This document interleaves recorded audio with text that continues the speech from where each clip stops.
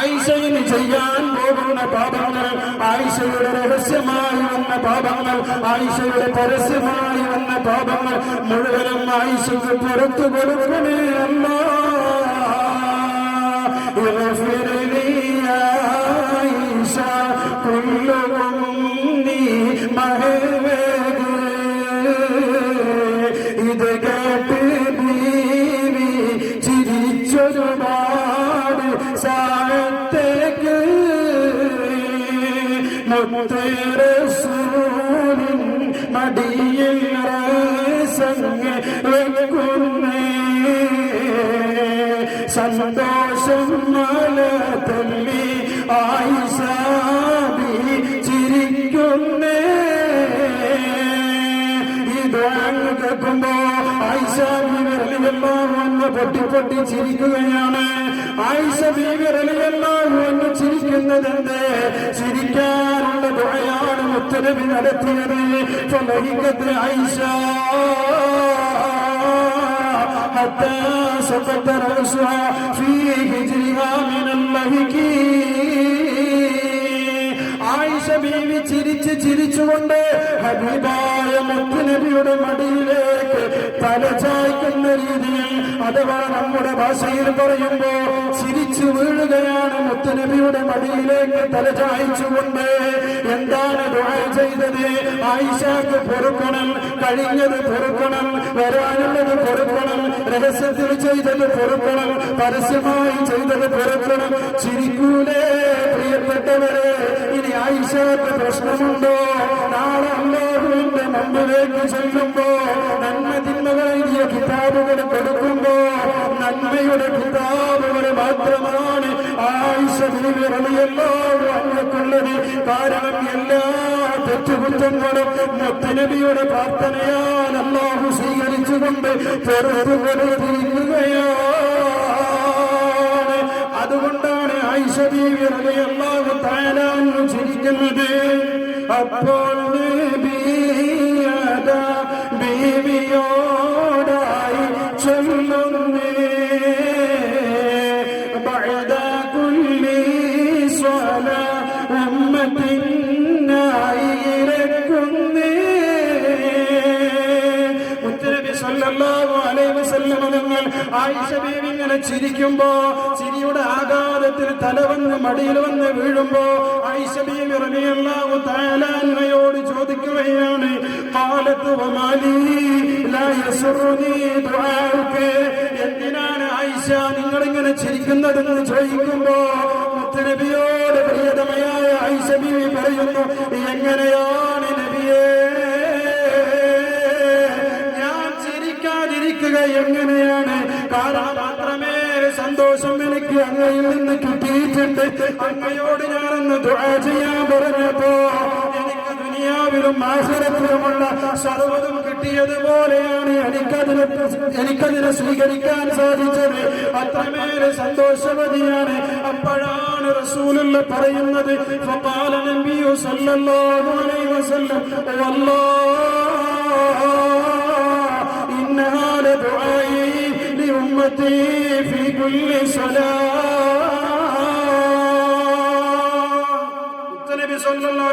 തങ്ങൾ ആയിഷ ബീവി റളിയല്ലാഹു തആല അൻഹക്ക് പറഞ്ഞു കൊടുക്കുകയാണ്, ആയിഷ നിനക്ക് വേണ്ടി ഞാൻ ഇപ്പോൾ ഒന്ന് ദുആ ചെയ്തു നീ പറഞ്ഞപ്പോ. എന്നാൽ എന്റെ ഉമ്മത്തുണ്ടല്ലോ, എന്റെ പാവപ്പെട്ട എന്റെ ഉമ്മത്ത്, നമ്മളെ കുറിച്ച് ഹബീബ് സയ്യിദുനാ റസൂലുള്ളാഹി സ്വല്ലല്ലാഹു അലൈഹി വസല്ലം തങ്ങൾ പറഞ്ഞു കൊടുക്കുകയാണ് ആയിഷ ബീവി റളിയല്ലാഹു അൻഹക്ക്, വല്ലാഹി ഇന്നഹാ ലദുആഇ ലി ഉമ്മത്തി ഫീ കുല്ലി സ്വലാ.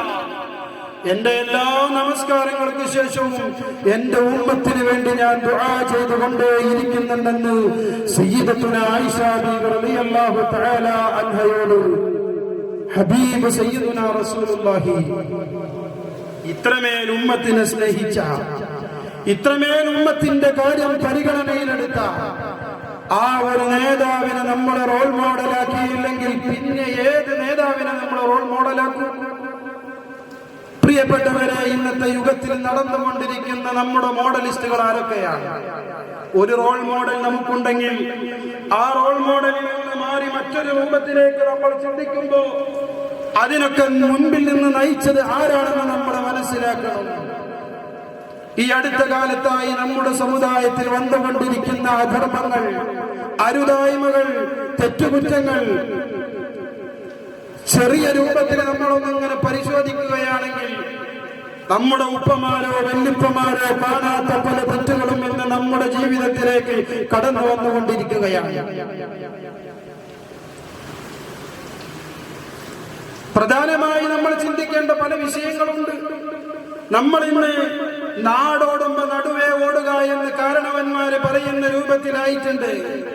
മറ്റുള്ളവർ എന്താണ് എന്നെ കുറിച്ച് വിചാരിക്കുക, ഞാനത് അങ്ങനെ ചെയ്തില്ല എങ്കിൽ അതെന്റെ കുടുംബത്തിനൊരു മോശമാണ്, അതെന്റെ തറവാടിനൊരു മോശമാണ്, അതെന്റെ സ്റ്റാറ്റസിനൊരു മോശമാണെന്ന ചിന്തയിലേക്ക് നമ്മൾ മാറി. ഹബീബ് സയ്യിദുനാ റസൂലുള്ളാഹി സ്വല്ലല്ലാഹു അലൈഹി വസല്ലം തങ്ങളുടെ മാതൃക എന്താണ്, ആ മാതൃകയാണ് എന്റെ റോൾ മോഡൽ എന്നുള്ള ചിന്തയിൽ നിന്ന് മാറിക്കൊണ്ട് നമ്മുടെ വ്യക്തി താല്പര്യത്തിന് വേണ്ടി നമ്മുടെ സമയങ്ങളെ, സന്ദർഭങ്ങളെ, സാഹചര്യങ്ങളെ നമ്മൾ ഉപയോഗപ്പെടുത്തിക്കൊണ്ടിരിക്കുന്നു. അല്ലാഹു നമ്മെ കാത്തുരക്ഷിക്കട്ടെ. നമ്മളൊക്കെ വളരെ നിസ്സാരമായി കാണുന്ന പ്രവർത്തനങ്ങൾ എന്തൊക്കെയുണ്ട്. ഈ അടുത്ത് തുടങ്ങിയ വലിയ ഒരു പ്രവർത്തനമാണ് ബർത്ത്ഡേ ആഘോഷം എന്ന് പറയുന്നത്. നമ്മുടെ കേരളത്തിലെ കരയിലൊക്കെ വളരെയധികം വിപുലമായിട്ട് നടന്നുകൊണ്ടിരിക്കുക. അതിന്റെ വസ്തുനിഷ്ഠമായ കാര്യങ്ങൾ പറഞ്ഞു കൊടുത്താൽ പറഞ്ഞു കൊടുക്കുന്നവൻ പുറത്താണ്, ഗേറ്റ് ഔട്ടാണ്. ഇവിടെ എങ്ങനെയാണെന്ന് എനിക്കറിയില്ല. ഏകദേശം കേരളത്തിൽ വന്ന് ഒരു 2 കൊല്ലം 3 കൊല്ലം ആകുമ്പോഴേക്ക് അത് ഇവിടുക്കും കപ്പൽ കയറാറുണ്ട് എന്നാണ് ഞാൻ മനസ്സിലാക്കുന്നത്. ബർത്ത്ഡേ ആഘോഷവുമായി ബന്ധപ്പെട്ട് ഇസ്ലാമിനെ സംബന്ധിച്ചിടത്തോളം, മുസ്ലിമീങ്ങളെ സംബന്ധിച്ചിടത്തോളം വ്യക്തമായ കാഴ്ചപ്പാടുകളുണ്ട്. ഇതൊക്കെ നമ്മൾ ഫസ്റ്റ് ദിവസം സൂചിപ്പിച്ചു. എന്ത് വിഷയങ്ങൾ വരികയാണെങ്കിലും അതിനൊക്കെ വ്യക്തമായ കാഴ്ചപ്പാടുകൾ നമുക്കുണ്ട്. നമ്മൾ ഏതെങ്കിലും രീതിയിൽ ജീവിച്ച് ആയുസ് തീർക്കേണ്ടവരല്ലല്ലോ നമ്മൾ. അള്ളാഹുവിന്റെ വലിയൊരു അനുഗ്രഹമാണ് സന്താന സൗഭാഗ്യം എന്ന് പറയുന്നത്. വർഷങ്ങളോളമായിട്ടും ഇതുവരെ ഒരു കുഞ്ഞിക്കാല് കാണാൻ സൗഭാഗ്യമില്ലാത്ത ആളുകൾ നേർച്ചയായ നേർച്ചകൾ മുഴുവനും നേർന്നുകൊണ്ടും അതുപോലെ തന്നെ സ്വലത്തുകളും ദാനധർമ്മങ്ങളും ഇസ്തിഗ്ഫാറുകളും നടത്തിക്കൊണ്ട് ഒരു ബന്ധുവല്ലവരുടെ കുടുംബത്തിലേക്ക് പിറന്നു വീണലോടുകൂടി അല്ലാഹ് പിന്നെ കുഞ്ഞിന് എല്ലാ നിരക്കുമുള്ള അവകാശം വകവെച്ചു കൊടുത്ത് പടച്ചറപ്പിനെ മറക്കുന്ന രൂപത്തിലുള്ള പ്രവർത്തന രീതികൾ നമ്മുടെ ഇടയിൽ നിന്ന് ഒരിക്കലും വന്നുകൂടാ.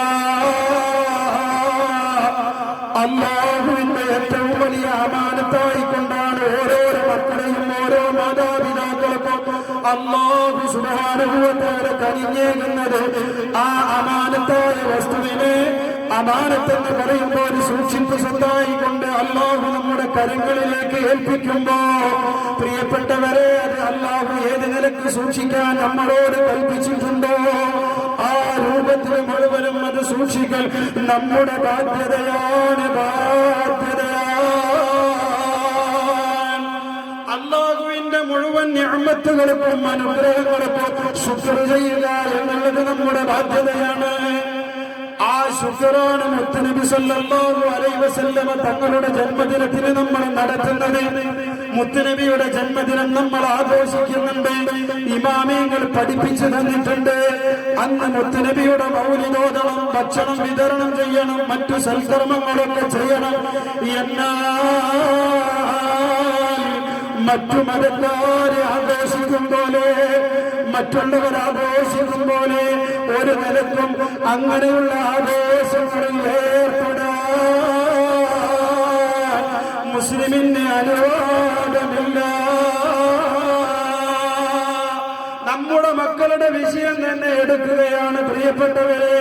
നമ്മുടെ മക്കളുടെ ജന്മദിനത്തെ ആദ്യം നമ്മൾ നമ്മുടെ മക്കളുടെ ജന്മദിനം ഏതാണെന്നൊരു തിരിച്ചറിവുണ്ടാകണം.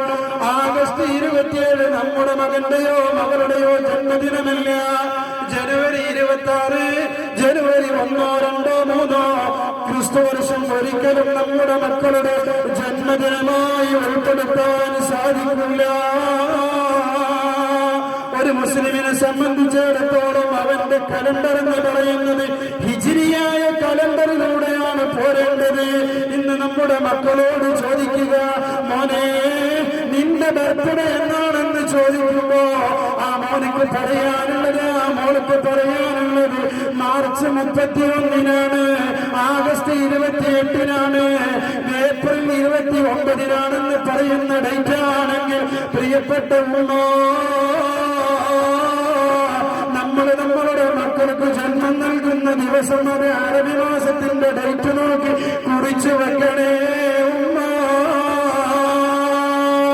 എന്തിനാ കുറിച്ചു വെക്കണത്? ഡേറ്റ് എന്തിനാ കുറിച്ചു വെക്കണേ? ബർത്ത്ഡേ വരുമ്പോ, ബർത്ത്ഡേ എന്ന് പറഞ്ഞാൽ ജനിച്ച ദിവസം വരുമ്പോ അത് കേക്ക് മുറിച്ച് മറ്റുള്ള മതസ്ഥര് ആഘോഷിക്കും പോലെ അതിന് പ്രത്യേകമായ ദിക്റൊക്കെ ചൊല്ലി കുട്ടിനെ കൊണ്ട് തന്നെ മുറിപ്പിക്കണം. പാവം കുട്ടി 1-ാമത്തെ വയസ്സിൽ കത്തി പിടിച്ചാനും അറിയില്ല, അതിനിട്ടുണ്ട് ഇടങ്ങറാക്കിയിട്ട് അതിനെങ്ങാനും അപ്പൊ പ്രായപൂർത്തിയായിട്ടുണ്ടെങ്കിൽ ആദ്യം കിട്ടും മാന്തിപ്പാണ്ടി മുതും പുറത്തേക്ക് ആ കോലത്തിന് അതിനെ ഇടങ്ങറാക്കണം.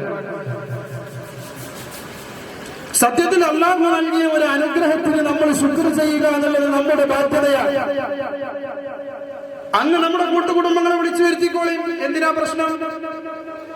ഒരു പ്രശ്നമില്ല. അന്നലെ നമ്മൾ പറഞ്ഞു, ഹബീബായ മുത്തുനബി സല്ലല്ലാഹു അലൈഹി വസല്ലം തങ്ങളുടെ അടുക്കലേക്ക് ഹൃദയകാഠിന്യമുള്ള ഒരു സ്വഹാബി വന്നുകൊണ്ട്, നബിയെ എനിക്ക് ഹൃദയകാഠിന്യമാണ്, ഞാൻ എന്താണ് അതിന് പ്രതിഫലം ചെയ്യേണ്ടതെന്ന് ചോദിച്ചപ്പോ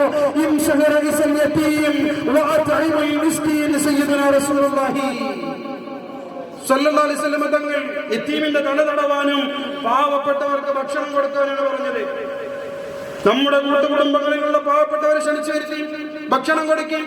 എനിക്ക് അല്ലാഹു നൽകിയ ഒരു നിഅമത്തിന്റെ ഒരു ദിവസമാണെന്ന് അതിന് ശുക്ർ ചെയ്യൽ എന്റെ ബാധ്യതയാണ്. ആ ബാധ്യത എന്നോണം മുത്തുനബി സല്ലല്ലാഹു അലൈഹി വസല്ലം തങ്ങളുടെ മദ്ഹുകൾ പറഞ്ഞുകൊണ്ട് അവിടെ കൂടിയ ആളുകൾക്ക് ഭക്ഷണം വിതരണം ചെയ്യും, മധുര പലഹാരം വിതരണം ചെയ്തോളി.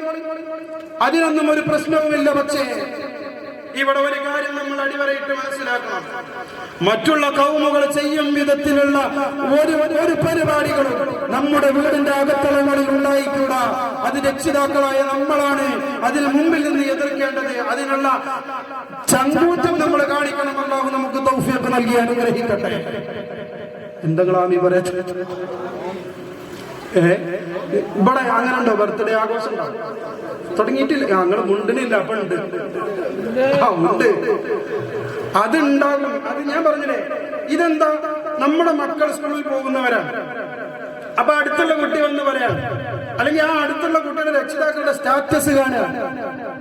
അവിടെ പ്രത്യേകമായ പന്തലും ആരവങ്ങളും തോരണങ്ങളൊക്കെ കെട്ടി ഒരാഴ്ച മുമ്പ് തന്നെ ഹോം മെയ്ഡ് കേക്കൊക്കെ ബുക്ക് ചെയ്ത് പ്രത്യേകമായ ഒരു റൂമൊക്കെ സജ്ജീകരിച്ച് ഇങ്ങനെ ആഘോഷിക്കണമെന്നുണ്ടോ? ഇത് ആരുടെ ആഘോഷം? അത് എവിടുന്ന് വന്നതാ? ഞാൻ പറയേണ്ട ആവശ്യമില്ല. ഇത് എവിടുന്ന് വന്നു? ശിബറം ബിശിബിൻ ദിറാഅൻ ബിദിറാഇൻ എന്ന് ഹബീബ് സയ്യിദുനാ റസൂലുള്ളാഹി. ജൂതന്മാരുടെ സർവമാന പ്രവർത്തനങ്ങളും എന്റെ ഉമ്മത്ത് ചാണിന് ചാണായും മുളത്തിന് മുളമായും അവർ പിൻപറ്റുക തന്നെ ചെയ്യും. അവസാനം ഒരു ജൂതൻ ഒരു വലിയ ഉടുമ്പിന്റെ മാളത്തിലേക്ക് പോയാൽ ഒന്നും നോക്കാതെ എന്റെ ഉമ്മത്ത് ആ മാളത്തിൽ അകപ്പെടണമെന്ന് ഹബീബ് സയ്യിദുനാ റസൂലുള്ളാഹി സ്വല്ലല്ലാഹു അലൈഹി വസല്ലം തങ്ങൾ നമ്മെ പഠിപ്പിക്കുകയാണ്. ആ രൂപത്തിലേക്ക് നമ്മുടെ സമുദായം മാറിയിട്ടില്ലേ? കുറ്റപ്പെടുത്തലുകളോ ആക്ഷേപിക്കലോ അല്ല, മറിച്ച് വസ്തുതാപരമായ കാര്യങ്ങൾ മനസ്സിലാക്കി തിരുത്തി തയ്യാറായി മുന്നോട്ട് പോകാൻ നമ്മൾ എല്ലാ നിലക്കുമുള്ള തയ്യാറ് കാണിക്കണം. എന്തിന് നമ്മൾ ഹറാമിലേക്ക് പോകണം? നമ്മുടെ പൈസ കൊണ്ട് നമ്മൾ അധ്വാനിച്ചുണ്ടാക്കി കഷ്ടപ്പെട്ട് ചോര നീരാക്കി നമ്മൾ അധ്വാനിച്ച നമ്മുടെ സാമ്പത്തികമായ ചെലവ് ഹറാമിൽ വിനിയോഗിക്കണം. നാളെ പടച്ച റബ്ബിന്റെ മുമ്പിൽ ചെല്ലുമ്പോ കൈകെട്ടി മറുപടി പറയേണ്ട ഒരു സാഹചര്യം എനിക്കും നിങ്ങൾക്കുണ്ടാകും. അല്ലാഹു നമ്മെ കാത്തുരക്ഷിക്കട്ടെ. ഇങ്ങനെയുള്ള ഒരുപാട് സമ്പ്രദായങ്ങളുണ്ട്. ഞാൻ നേരത്തെ മിനിഞ്ഞാന്ന് പറഞ്ഞതുപോലെ കല്യാണവുമായി ബന്ധപ്പെട്ട ആർഭാടങ്ങൾ എന്തൊക്കെയാണ് നടക്കുന്നത്? മണിയറയിൽ നടത്തേണ്ട കാര്യം ഇന്ന് പൊതുവെളിച്ചത്തിലേക്ക് കൊണ്ടുവരുന്നതും ആരുടെ മതത്തിന് അനുകൂലിച്ചുകൊണ്ടാണ് പ്രിയപ്പെട്ടവരെ? ഞാൻ മനസ്സിലാക്കുന്നത് അതിനൊക്കെ ഒരുപാട് ലിമിറ്റേഷൻ ഇവിടെ ഉണ്ട് എന്നുള്ളതാണ്. ഇന്ന് കേരളക്കര എന്ന് പറയുന്ന ഞങ്ങളുടെ നാടിന്റെ അവസ്ഥ, നമ്മുടെ വൻകര എന്ന് പറയുന്ന നാടിന്റെ അവസ്ഥ, വലിയ മണ്ഡപം ഇന്ന് വീടുകളിൽ നിന്ന് കല്യാണത്തിന്റെ ആ ഒരു സ്റ്റൈല് തന്നെ മാറി വലിയ വലിയ മണ്ഡപങ്ങളിലേക്ക് ചെന്ന് കല്യാണത്തിന്റെ ഒരാഴ്ച മുതൽ തുടങ്ങുകയാണ് എല്ലാവിധ ഫോട്ടോഷൂട്ടുകളും മറ്റുള്ള കാര്യങ്ങളൊക്കെ. ഫോട്ടോഷൂട്ട് നടത്തുന്നതിന് പരിശുദ്ധമായ ഇസ്ലാം എതിരല്ല, പക്ഷെ അതിനൊക്കെ വ്യക്തമായ അതിർവരമ്പുകളുണ്ട്, വ്യക്തമായ കാഴ്ചപ്പാടുകളുണ്ട്. എന്നിട്ട് ആ മണ്ഡപത്തിന്റെ സ്റ്റേജിൽ കടന്ന് കാട്ടിക്കൂട്ടുന്ന കോപ്രായങ്ങൾ കണ്ടിരിക്കുന്ന ഉമ്മമാരും അതുപോലെ തന്നെ രക്ഷിതാക്കളും അവരെ കാര്യാലയങ്ങളാണ് സഹതാപം തോന്നാറ്. പെണ്ണിന് ഒരു കറക്കലും ഒരു തിരിക്കലും, അതാണ് ഞാൻ പറഞ്ഞത്. അത് കഴിഞ്ഞ് മണിയറയിൽ ചെയ്യേണ്ട കാര്യങ്ങൾ ഇന്ന് പൊതുവെളിച്ചത്തിലേക്ക് ഏറ്റവും വൃത്തികെട്ട രൂപത്തിൽ ആയി മാറുന്ന നമ്മുടെ കല്യാണത്തിന്റെയും വിവാഹത്തിന്റെയും വേദികൾ, ഇതിലൂടെയാണ് ഇന്ന് മക്കളുണ്ടാകുന്നത്. ഹറാമിൽ മുളച്ച ഒന്നും പ്രത്യേകമായ ഒരു ഗുണം പിടിക്കുകയില്ല എന്ന് ഹബീബ് സയ്യിദുനാ റസൂലുള്ളാഹി സ്വല്ലല്ലാഹു അലൈഹി വസല്ലം തങ്ങളുടെ ഉത്തമമായ റോൾ മോഡൽ നമുക്കുണ്ടാകുമ്പോ അതൊക്കെ കാറ്റിൽ പറത്തുകയാണ്. വലിയ വലിയ തങ്ങന്മാരാണ് നിക്കാഹിന് നേതൃത്വം നൽകുന്നത്. തങ്ങന്മാര് പാവങ്ങൾ അറിയൂല. തങ്ങന്മാര് വരുന്നത് വരെ അവിടെ വലിയ അച്ചടക്കമാണ്. ഉസ്താദുമാര് വരുന്നത് വരെ വലിയ ഭക്തി നിർഭരമായ പ്രാർത്ഥനകളാണ്. അത് കഴിഞ്ഞ് ഉസ്താദുമാര് പോയാൽ പിന്നെ അവിടുത്തെ അവസ്ഥ സാഹചര്യം മറ്റൊന്നാണ്. ഡാൻസുകളും പാട്ടുകളും മ്യൂസിക്കിന്റെ അകമ്പടിയോടുമുള്ള കൂട്ടാട്ടങ്ങളും ഇന്ന് നടന്നുകൊണ്ടിരിക്കുന്നു. എവിടെ വെച്ച് ഒരു കുടുംബ ജീവിതത്തിലേക്ക് കാലെടുത്ത് വെക്കുന്ന അന്നാണ് ഈ തുടങ്ങുന്നത്.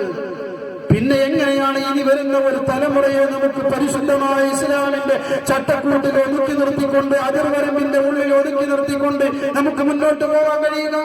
അല്ലാഹു നമ്മെ കാത്തുരക്ഷിക്കട്ടെ. ഇതിനാണ് പ്രിയപ്പെട്ടവരെ വ്യക്തമായ ഒരു റോൾ മോഡൽ ഉണ്ടെന്ന് പറഞ്ഞത്. നമ്മുടെ കുടുംബ ജീവിതത്തിന് എന്തുകൊണ്ടും മാതൃകാപരമായ ജീവിതം നയിക്കാൻ ഹബീബ് സയ്യിദുനാ റസൂലുള്ളാഹ് ആ നബി തങ്ങളുടെ വൈവാഹിക ജീവിതം നമ്മൾ പഠിക്കണം. വിവാഹം എങ്ങനെയായിരുന്നു, വിവാഹം കഴിഞ്ഞാൽ കൂട്ടുകുടുംബത്തോട് എങ്ങനെ ജീവിച്ചിരുന്നു, അതുപോലെ ഭാര്യമാരോട് എങ്ങനെ പെരുമാറിയിരുന്നു, ആദ്യത്തെ 6 മാസമല്ല, ഒരു കൊല്ലമല്ല, 2 കൊല്ലമല്ല, ഈ വിവാഹബന്ധം അവസാനിക്കുന്നോളം ഇല്ല നാളെ പാരത്രീക ലോകത്ത് ചെന്ന് സുഖലോക സ്വർഗത്തിലും നിന്റെ ഭാര്യ തന്നെ നിനക്ക് വേണമെന്ന ഒരു ആഗ്രഹം നിന്റെ കൽവിലെപ്പോഴും ഉണ്ടായിട്ടുണ്ടോ എന്ന് ചിന്തിക്കേണ്ടതല്ലേ പ്രിയപ്പെട്ടവരെ? വിവാഹത്തിന്റെ തുടക്കത്തിലെ വലിയ എല്ലാ നിലക്കുമുള്ള സന്തോഷങ്ങളും ആനന്ദങ്ങളുമാണെങ്കിൽ 6 മാസത്തേക്ക്, 1 കൊല്ലത്തേക്ക്, 2 കൊല്ലം കഴിയുമ്പോഴേക്ക് അതെല്ലാം പോയിക്കൊണ്ട് ഇന്നേവരെ അതിനുശേഷം ഭാര്യമാരോട് നേരാവണ്ണം മുഖത്ത് നോക്കി വന്ന് സംസാരിക്കാൻ പോലും സമയം കണ്ടോ കണ്ടെത്താത്ത ഭർത്താക്കന്മാരുണ്ട് എന്ന് പറയുമ്പോ എത്രമേൽ വിഷമകരമാണ് നമ്മുടെ കുടുംബ ജീവിതം. ഇവിടെയാണ് ഹബീബ് സയ്യിദുനാ റസൂലുള്ളാഹ്. ഇതിന് എന്റെ ഉമ്മമാരും എന്റെ സഹോദരിമാരും ഇവിടെ ശ്രദ്ധിച്ചു കേൾക്കണം. ഭർത്താക്കന്മാരോട് നിങ്ങൾക്ക് കടപ്പാടുകളുണ്ട്, കടമകളുണ്ട്. ഇത് എല്ലാ ഉസ്താദുമാരും പറയാറുണ്ട്. തിരിച്ച് ഭർത്താക്കന്മാർക്ക് ഭാര്യമാരോടും കടമകളുണ്ട്. ഇതൊക്കെ ഹബീബായ മുത്തുനബി മുഹമ്മദ് മുസ്തഫ എല്ലാ മേഖലകളിലും, സർവമാന മേഖലകളിലും ഉദാത്തമായ മാതൃക മുത്തുനബി കാണിച്ചു തന്നിട്ടുണ്ട്. ഒരു ഹദീസ് ഞാൻ നിങ്ങളുടെ മുമ്പിൽ വെക്കട്ടെ.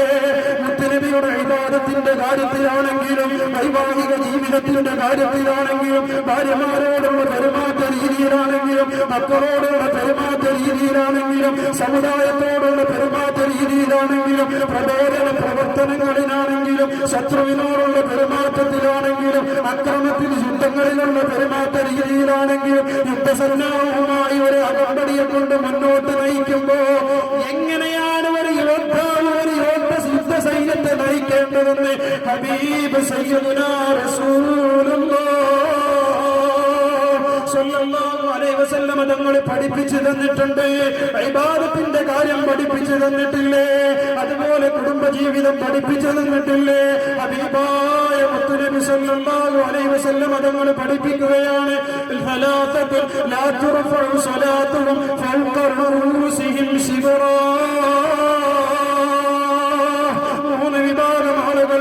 സലാസത്തുൻ, 3 വിഭാഗം ആളുകൾ ശ്രദ്ധിക്കണേ, ഗൗരവത്തോടുകൂടി മനസ്സിലാക്കണേ. 3 വിഭാഗം ആളുകളെ ലാ തുർഫഉ സ്വലാത്തുഹും, അവരുടെ നമസ്കാരം ഉയർത്തപ്പെടുകയില്ല. ഫൗക റൂസിഹിം ശിബ്റാ, തലക്കുമീതെ നിന്ന് ഒരു ചാടുപോലും അല്ലാഹുവിന്റെ സവിധത്തിലേക്ക് അവന്റെ നമസ്കാരങ്ങൾ, ഈ 3 വിഭാഗക്കാരുടെ നമസ്കാരങ്ങൾ ഉയർത്തപ്പെടുകയില്ല എന്ന് ഹബീബ് സയ്യിദുനാ നബി മുഹമ്മദ് മുസ്തഫ. ഹസ്ബി റബ്ബി ജല്ലല്ലാഹ്.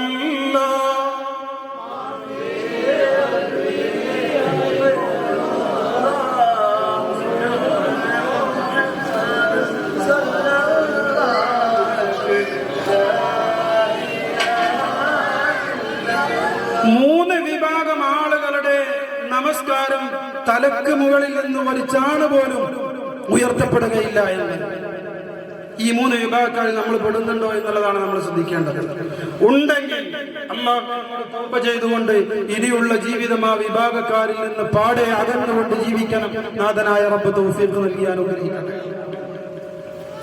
ഫസ്റ്റ് ഞങ്ങളെ കുറിച്ചാണ്, നിങ്ങൾ ബേജാറാവണ്ട. ഉസ്താദ്മാരായ ഞങ്ങളെ കുറിച്ചാണ്. ആദ്യം എന്റെ പോസ്റ്റിക്ക് ഗോൾ അടിച്ചിട്ടാണ് ഞാൻ എന്ത് ചെയ്യണത്, കീഴടങ്ങിയിട്ടാണ് ഞാൻ എന്ത് ചെയ്യണത്, നിങ്ങളെ പോസ്റ്റിക്ക് ഗോൾ അടിക്കാൻ വരുന്നത്. അങ്ങനെ കരുതിക്കൊടി.